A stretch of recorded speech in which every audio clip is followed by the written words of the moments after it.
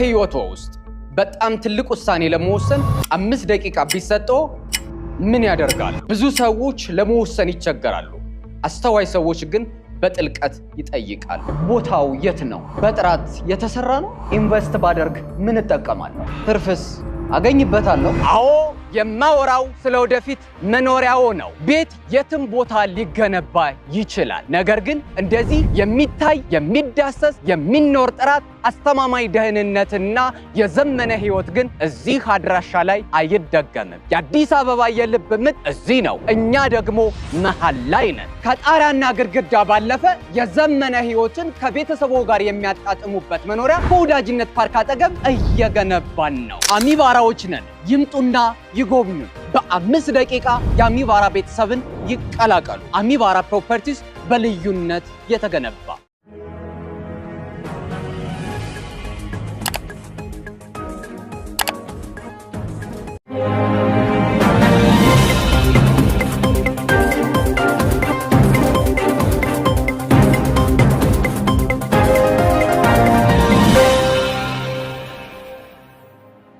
ጤናስጥልኝ ክብራትና ክብራን የዩቲዩብ ቻናል ቤተሰቦች፣ መካከለኛው ምስራቅን በተመለከቱ አዳዲስ ሰበር መረጃዎች ተሰምተዋል። በርከት ያሉ ሰበር መረጃዎች ዩቲዩብ ላይ ሲጫኑ ቀድሞ ለእናንተ የማስታወቂያ መልእክት ወይም ኖቲፊኬሽን እንዲደርሷችሁም የዩቲዩብ ቻናሌን ሰብስክራይብ በማድረግ የደወል ምልክቷን መጫን አትዘንጉም። ወደ ሰበር መረጃዎቹ ስናቀና በቀዳሚነት ወደ እናንተ የሚደርሰው ጦርነቱ በመካከለኛው ምስራቅ መቀጠሉ፣ አሜሪካ በኢራን ውስጥ ጥቃት ስታደርስ ኢራንም በኩዌትና በተለያዩ የአሜሪካ የጦር ሰፈሮች ላይ ከባድ የሆነ ጉዳት ማድረሷ ተዘግቧል። ይህንን ተከትሎ ታዲያ ሌሊቱን በወጣውና ዎል ስትሪት ጆርናል ይፋ ባደረገው ሰበር ዜና መሰረት አሜሪካ ፈጽሞ ባልተጠበቀ ሁኔታ በርካታ ወታደሮቿን ከኩዌት የጦር ቤዝ ማስወጣቷ ተዘግቧል። እንዲሁም የኩዌት የጦር ሰፈር ቀጣይነቱ ላይ ጥያቄ እንዳላትና መልሳ እንደምታጤነው የጦር ሰፈሩንም ለመዝጋት እያሰበች እንደሆነ ተሰምቷል። ይህም ደግሞ መላው የኩዌትን ደህንነት ባለስልጣናትን አስደንግጧል። ጉዳዩን በተመለከተ በስፋት የምታደምጡት ሰበር ዜና ይኖራል። በሌላ በኩል ሳውዲ አረቢያ እጅግ አውዳሚ ለሆነ ከባድ ጦርነት ኃይሏን እያደራጀች መሆኑ ተዘገበ። በቀጣይ ጥቂት ቀናትም ከባድ ጦርነት በመካከለኛው ምስራቅ እንደምታውጅም ተዘግቧል። ጉዳዩን በተመለከተ የተሰማውን ሰበር መረጃ በዝርዝር የማስደምጣችሁ ነው የሚሆነው። በሌላ በኩል ኢራን 2 የአውሮፓ ሀገራትን አስጠነቀቀች። ሳይፕረስና ቡልጋሪያን በጽኑ አስጠንቅቃለች። ለመሆኑ ለምን አስጠነቀቀች? በዝርዝር የምታደምጡት መረጃ ሲሆን፣ በሌላ በኩል ሌሊቱን ከተሰሙ ሰበር መረጃዎች መካከል ቀዳሚነቱን የሚይዘው የፊሊስጤሙ ሐማስ ትጥቅ ለመፍታት ሙሉ በሙሉ መስማማቱን ትራምፕ አውጀዋል። ለመሆኑ ሐማስ ትጥቅ ለመፍታት የተስማማው በምን ሁኔታ ነው? በዝርዝር ከትራምፕ የተሰማውን መረጃ የማስደምጣችሁ ይሆናል። እስከ ፍጻሜ ቆዩም። ዝርዝር መረጃውን አድምጡ ግብዣይ ነው። ወደ መረጃዎቹ አለፍኩ። አብረን እንከታተለው። በቅድሚያም የመካከለኛው ምስራቅ የአሜሪካና ኢራን ጦርነት ቀጥሏል። የኢራን እስላማዊ አብዮታዊ ዘብ IRGC በኩዌት በሚገኘው የአሊ አልሳሌም የአየር ኃይል የጦር ሰፈር ውስጥ የሚገኙ የድሮን ማቆሚያዎችን እንዲሁም ወታደራዊ አውሮፕላኖችና ሄሊኮፕተሮች የሚጠቀሙባቸውን የነዳጅ ማከማቻ ተቋማት ሙሉ በሙሉ ማውደሙን መንግስታዊው የኢራን መገናኛ ብዙሃን መግለጫውን ማለዳ አውጥቷል። የኢራን ጦር የሆነው የኢራን አብዮታዊ ዘብ ለኩዌት ህዝብ በማለት ባስተላለፈው መልእክትን ዋቢ በማድረግ መገናኛ ብዙሃኖች እንደዘገቡት የአሜሪካ ኃይሎች ከቀጠናው ተጠራርገው እስካልወጡ ድረስ እናንተ ሰላም አታገኙም። የኢራን ጥቃትም በኩዌትም ሆነ በቀጠናው በሚገኙ የአሜሪካ ጦር ሰፈሮች ላይ ተጠናክረው ይቀጥላሉ ብለዋል።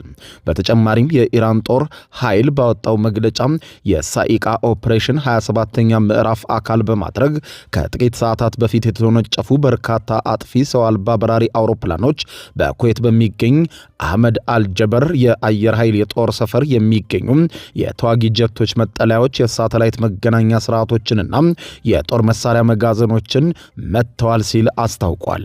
ይህ የኢራን ጥቃት ከመሰንዘሩ ጥቂት ሰዓታት ቀደም ብሎ የአሜሪካ አየር ኃይል እጅግ አውዳሚ የሚባል ጥቃት በቀሽም የኢራን ደሴትና በሌሎችም አካባቢዎች ከፍተኛ ድብደባ ማድረጉ ይታወሳል። ይህንን ተከትሎ የኢራን ፓርላማ አፈ ጉባኤ መሐመድ ባገር ቃሊባፍ የዩናይትድ ስቴትስ አየር ኃይል በቄሽም ደሴት ላይ በሚገኙ የተለያዩ አካባቢዎች ላይ የፈጸመው የአየር ድብደባን እናወግዛለን በማለት ማለዳውን ቃል ቃላቸውን ሰጥተዋል። አፈጉባኤው ቃሊባፍ በማህበራዊ ትስስር ገጻቸው ባስተላለፉት መልእክት ዩናይትድ ስቴትስ በየዕለቱ እጇን በአዲስ የወንጀል ውስጥ እየከተተች ነው፣ በቄሽም ደሴት በሚገኙ የመኖሪያ ቤቶች ላይ የተፈጸመውን ጥቃት እንደ ሽብር ጥቃት ነው የምናየው ብለዋል። ይህ የቃሊባፍ መግለጫ የወጣው የአሜሪካ ጦር አውሮፕላኖች በቄሽም ደሴት በሚገኙ የቻታንጉ የመኖሪያ ሰፈር ውስጥ በሚገኙ የተለያዩ መኖሪያ ቤቶች ላይ ጥቃት አድርሳለች ተብላ ከተከሰሰች በኋላ ነው።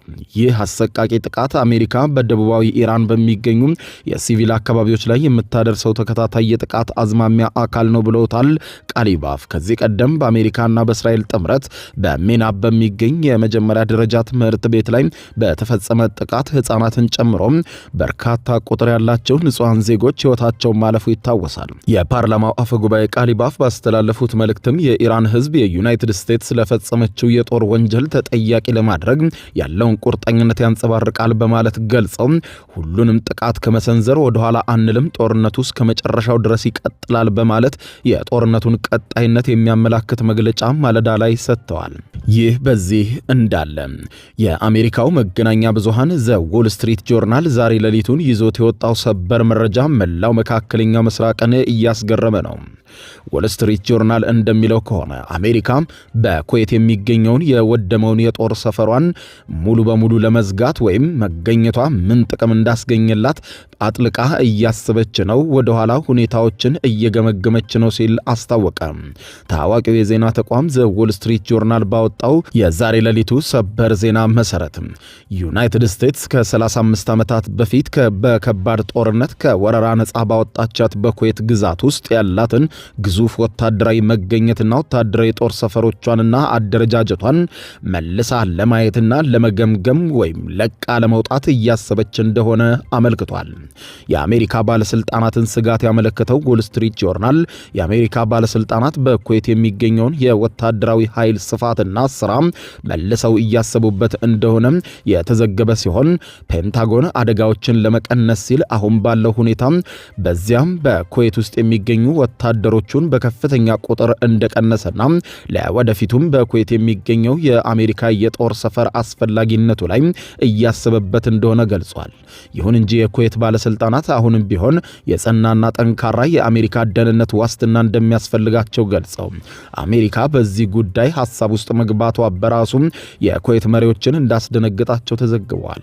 በኩዌት ላይ የደረሰው እጅግ ከባድ የተባለው ውድመትን በተመለከተ ኩዌት በኤሌክትሪክና በውሃ ማጣሪያ ጣቢያዎች ላይ በዓለም አቀፍ አውሮፕላን ማረፊያዋና በፋርስ ባህረ ሰላጤ ወደቦቿ ላይ የተተኮሱት በመቶዎች የሚቆጠሩ የኢራን ሚሳኤሎችና ድሮኖችን ከፍተኛ ውድመት አስታቅፈዋታል። በመጋቢት ወር በአሜሪካ ወታደራዊ ተቋም ላይ በተሰነዘረ ጥቃት 6 የአሜሪካ የጦር አባላትን መገደላቸው መዘገቡ አይዘነጋም።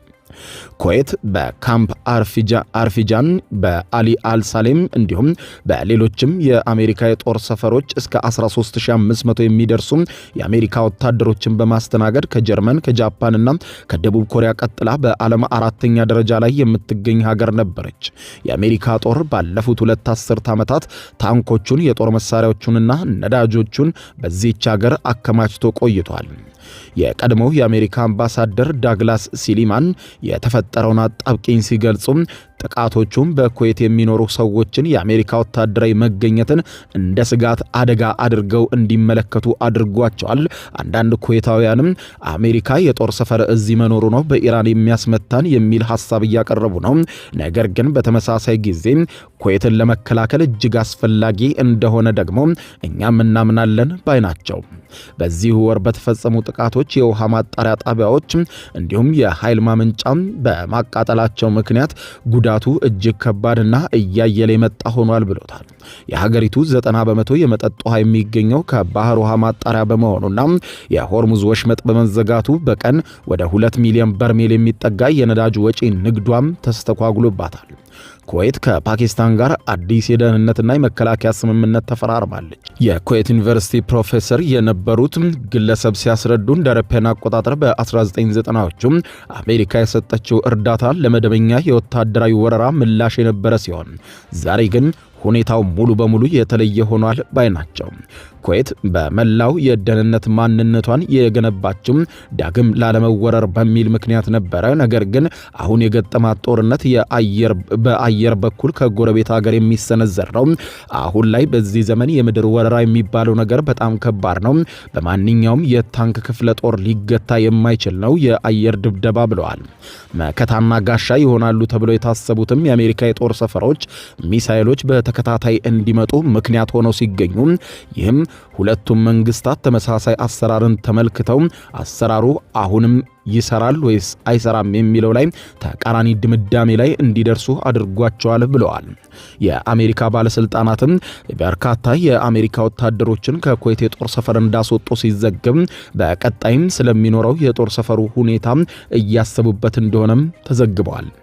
ይህ በዚህ እንዳለ ሳዑዲ አረቢያ ለአውዳሚ ጦርነት ራሷን እያዘጋጀች መሆኑ ተዘግቧል። የየመን ምንጮችን ዋቢ በማድረግ እንደተዘገበው ሳዑዲ አረቢያ በደቡባዊ ቀይ ባህር በኩል በነዳጅ ወጪ ንግዷ ላይ የተጣለውን ማዕቀብና እገዳ ለመስበር ስትል በመካከለኛው የመን በኩል በሐውቲዎች ላይ በባህርና በምድር መጠነ ሰፊ ወታደራዊ ዘመቻ ለማካሄድ ኃይሏን በማሰባሰብ ላይ እንደምትገኝ መገናኛ ብዙሃን ጥብቅ መረጃን ዘግበዋል። የሳዑዲ አረቢያ ኃይሎች ከምስራቃዊ የመን አካባቢዎች ለቀው ሲወጡ የተስተዋሉ ሲሆን ይህም ደግሞ በምድር በኩል ለሚከፈተው ዘመቻ ዝግጅት ሊሆን እንደሚችል ተገምቷል። በተመሳሳይ ጊዜ ሳዑዲ አረቢያ በቀይ ባህርና በባብኤል መንደብ ወሽመጥ የሚያልፉ በርካታ መርከቦች ላይ ከሐውቲዎች የሚሰነዘሩ ጥቃቶችን ለመከላከል ዓለም አቀፍ የባህር ኃይል ጥምረት ለማደራጀት እየሰራች ነው ብለዋል። የሳዑዲ መከላከያ ሚኒስትር ሐሙስ ዕለት እንዳስታወቀው ቱርክ፣ ፓኪስታን፣ ግብጽ፣ ሱዳንና ጅቡቲን ጨምሮ የ14 ሀገራትን ባለ ብዙ ወገን የባህር ላይ መከላከያ ጥምረትን የሚደግፍ የጋራ መግለጫ አውጥተዋል። የየመን ዋና ከተማ ሰነአንና አብዛኛውን የቀይ ባህር ዳርቻን የሚቆጣጠሩት በኢራን የሚደገፉት ሐውቲዎች ጁላይ 20 በሳዑዲ አረቢያ መርከቦች ላይ እገዳ መጣላቸውን ያወጁ ቢሆንም በሁሉም መርከቦች ላይ ታሪፍና ክፍያ ለመጫን ማቀዳቸውንም ጭምር ገልጠዋል። የሐውቲ ቡድን ሳዑዲ አረቢያም በየመን ላይ የጣለችውን እገዳ ካነሳች እሱም እገዳውን እንደሚያነሳ ገልጾ አለመግባባቱ ስለ የመን መጻኢ ዕድል እንጂ ከኢራን ጋር ቀጥተኛ ቁርኝት ያለው እንዳልሆነም አስታውቋል። ሳዑዲ አረቢያ እንደ አውሮፓውያን አቆጣጠር በ2015 በተባበሩት መንግስታት ድርጅት እውቅና ያለውን የየመንን መንግስት ኃይል ለመደገፍ በየመን የእርስ በርስ ጦርነት ውስጥ ጣልቃ መግባቷ ይታወሳል።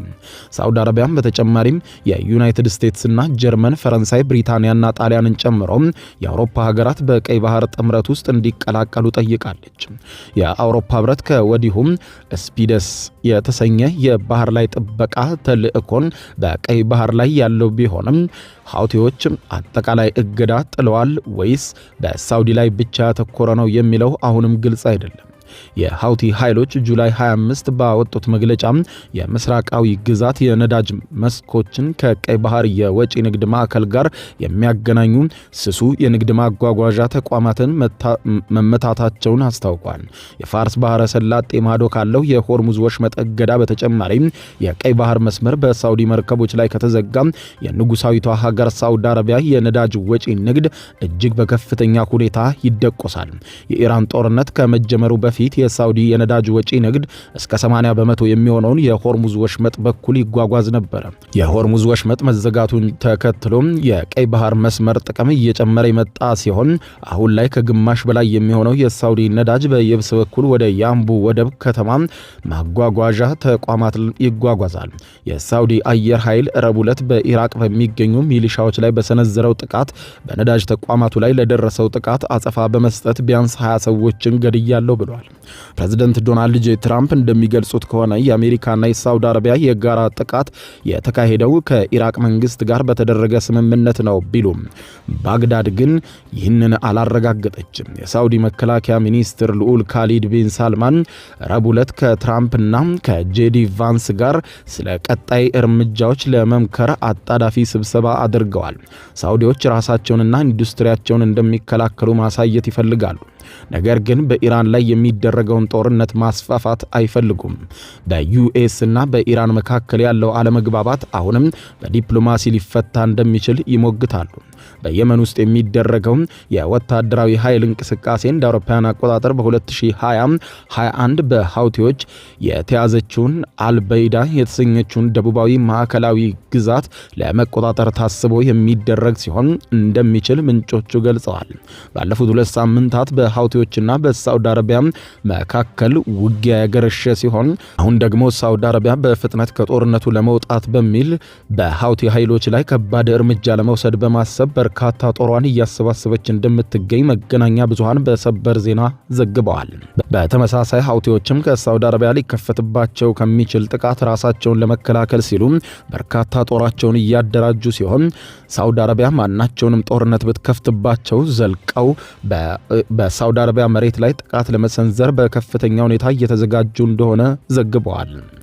ይህ በዚህ እንዳለ ኢራን 2 የአውሮፓ ሀገራትን ዩናይትድ ስቴትስን በኢራን ላይ ጥቃት ለመሰንዘር የጦር ሰፈሮቻቸውን እንድትጠቀም እንዳይፈቅዱ አስጠነቀቀች። በኢራንና በሳይፕረስ የውጭ ጉዳይ ሚኒስትሮች መካከል ተደርጓል በተባለው የስልክ ውይይት የኢራኑ አባስ አራግቺ በሳይፕረስ የሚገኙ የውጭ ሀገራት ወታደራዊ የጦር ሰፈሮች በኢራን ላይ ለሚፈጸሙ የጥቃት እርምጃዎች በማንኛውም ጠላት ኃይል እንዳይገለገሉባቸው ማድረግ አስፈላጊ ነው ሲሉ አጽንኦት ሰጥተዋል። አራግቺ አክለውም ሲናገሩ አንዲት ሀገር ግዛቷን ለሌላ ሀገር የጥቃት ተግባር ክፍት ካደረገች በመካከለኛው ምስራቅ የአረብ ሀገራት ላይ እየሆነ ያለው በሁሉም የአውሮፓ ሀገራት ላይ ይሆናል ብለዋል። በጥቃቱ ላይ በቀጥታ እንደመሳተፍ ነው የሚቆጠረው ሲሉ በጽኑ ገስጸዋል።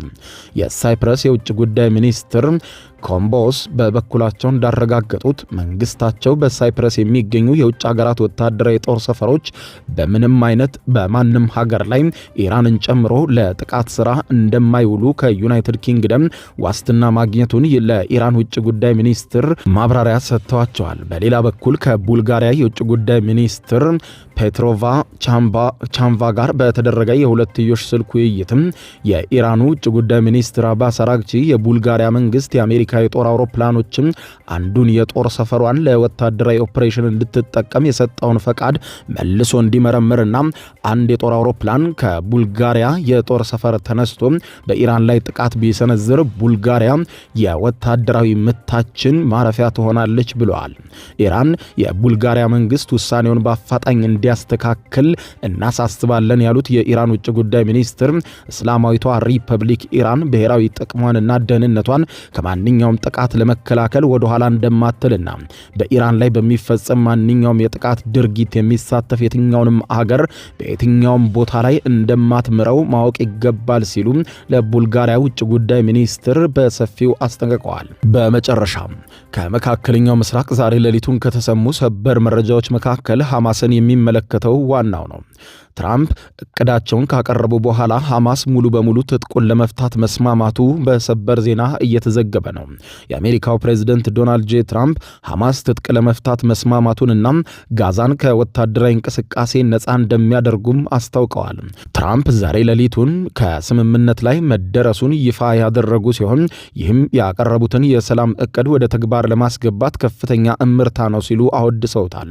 በዚህ ስምምነት መሰረት ጋዛ በአሜሪካ የሚመራው የሰላም ቦርድ በሚቆጣጠረው የፍልስጤም ቴክኖክራቶች መንግስት መተዳደር ትጀምራለች ብለዋል። ትራምፕ ዛሬ ሌሊቱን በማህበራዊ ትስስር ገጻቸው ላይ እንዳሳወቁት ይህ ለዘላቂ ሰላምና ደህንነት ወሳኝ እርምጃ ነው ያሉ ሲሆን አክለውም ይህ ስምምነት በመጨረሻም የፊልስጤምን ህዝብ ለመርዳት ከሰላም ቦርድ ጋር በቅርበት የሚሰራ አዲስ የፊልስጤም መንግስት ጋዛን እንዲያስተዳድር ለማድረግ ወሳኝ እርምጃ እንወስዳለን ብለዋል። በስምምነቱ መሰረት የእስራኤል ወታደሮች አካባቢውን ለቀው በፍጥነት ይወጣሉ የተባለ ሲሆን ስምምነቱ የተደረሰውም የሐማስ ባለስልጣናት፣ የሰላም ቦርዱ አባላት፣ የግብጽ ኳታርና ቱርክ አደራዳሪዎች በተገኙበት ነው። የሐማስ ባለስልጣናት ትጥቅ በመፍታትና የእስራኤል ጦር የጋዛ ሰርጥን ለቆ እንዲወጣ ከስምምነት መደረሱን አረጋግጠዋል። ባለስልጣናቱ የሰላም ቦርዱና አደራዳሪዎቹ እስራኤል በስምምነቱ ላይ ለተሰነዘሩት ነጥቦች ተገዢ እንድትሆን እንደሚያደርጉ ያላቸውን እምነትም ተናግረዋል። የሐማስ የድርድር ቡድን አባል የሆኑት ጋዚ ሐማድ ቡድኑ በጋዛ ሰርጥ የሚገኙ ህዝቦቻችንን ከግድያና ከመፈናቀል ለመታደግ ሲባል ስምምነቶችን እያደረጉ መሆኑን ተናግረዋል። እስራኤል እስካሁን ድረስ በጉዳዩ ላይ ምንም አይነት አስተያየት አልሰጠችም። በሚያዝያ ወር ሐማስ በትራምፕ የቀረበውን የሰላም ቦርድ ጥረት ጋር በተያያዘ የቀረበውን ትጥቅ የመፍታት ቅድመ ሁኔታ ውድቅ አድርጎ ነበር። የአሜሪካ ባለስልጣናት ሐማስ ትጥቅ ከፈታ በኋላ እስራኤል ከጋዛ ለመውጣት ተስማማ እንደሆነ ተጠይቀው ሲመልሱ እስራኤልን የምጠይቃት በመጀመሪያ ደረጃ ከተስማሙት የ20 ነጥብ እቅድ ውጪ ሌላ ነገር አይደለም፣ ስለዚህም እቅዱን እንደሚያከብሩት ሙሉ እምነት አለን ሲል ምላሽ ሰጥቷል። እስራኤል በ20 ነጥብ እቅዱ መሰረት ላለመውጣት ከወሰነች ትራምፕ እጅግ እንደሚያዝኑ ባለስልጣኑ ጨምረው ገልጸዋል። እስራኤል ጥሩ አጋርነቷን እንደምትቀጥል አምናለሁ፣ የትራምፕን ትዕዛዝ አምና አክብራ ትወጣለች ብዬ አስባለሁ ብለዋል። ትራምፕ በበኩላቸው የትጥቅ ማስፈታት ሂደቱ ሲጠናቀቅ የእስራኤል ኃይሎች አካባቢውን ለቀው በፍጥነት ይወጣሉ፣ እንዲሁም ዓለም አቀፉ ኃይል ጋዛን ለነዋሪዎቿም ሆነ ለጎረቤቶቿም ደህንነቷ የተጠበቀ ቦታ እንዲሆን ኃላፊነታቸውን በመረከብ ከአዲሱ የፊሊስጤም ፖሊስ ኃይል ጋር በጋራ ይሰራሉ ብለዋል። ሁኔታውን በተመለከተ ሐማስ ይህ ዘገባ እስከተጠናከረበት ሰዓት ድረስ መግለጫ አልሰጠም። ክቡራን አድማጮች ለሰዓቱ ብታደምጧቸው መልካም ናቸው ያልኳቸው አጫጭር መረጃዎች የሰማችኋቸው ነበሩ። ከሰዓታት በኋላ በሌላ መረጃ ተመልሰን እስከምንገናኝ በያለንበት የዓለም ዳር ቸር እንቆይ።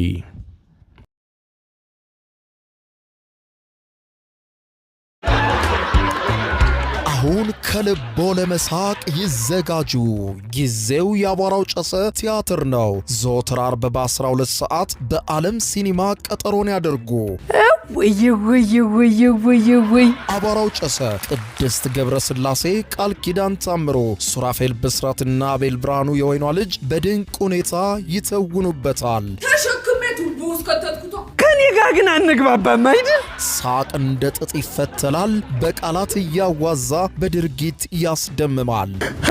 አዎ ምስክር የለኝም። አቧራው ጨሰ ልብ አንጠልጣይ ኮሜዲ ቲያትር፣ ደራሲ ሱራፌል ብስራት፣ አዘጋጅ አቤል ሰለሞን። ዘወትር ዓርብ በ12 ሰዓት በዓለም ሲኒማ እንገናኝ። እናንተ ተወያዩ፣ እኛ እንውጣላቸው አይደል?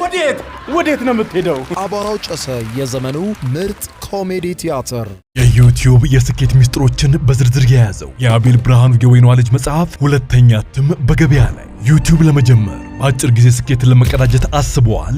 ዩቲዩብ ብጀምር ስንት ብር አገኘሁም ብሎ አስበዋል? እንግዲያውስ በዩቲዩብ 2 የወርቅ 3 የብር ሽልማቶችን ያገኘው የአቤል ብርሃኑ የወይኗ ልጅ የዩቲዩብ ሚስጥሮች መጽሐፍ በዝርዝር ሁሉንም ያብራራሉታል። ዛሬውኑ ገዝተው ህልሞን እውን የሚያደርጉበትን የዩቲዩብ የስኬት መንገድ ይጀምሩ። በሀገር ቤት አከፋፋይ አዲስ አበባ ሜክሲኮ ኮሜርስ መጽሐፍት መደብር። በውጭ ሀገራት ለምትገኙ ከአማዞን ላይ ብታዙ በቀናት ውስጥ ደጁ ይደርሳል። የአማዞን ሊንኩን እዚህ ቪዲዮ ኮሜንት ላይ ያገኙታል። የዩቲዩብ ሚስጥሮች፣ ዘመኑ ጋር ተፈላጊ መጽሐፍ።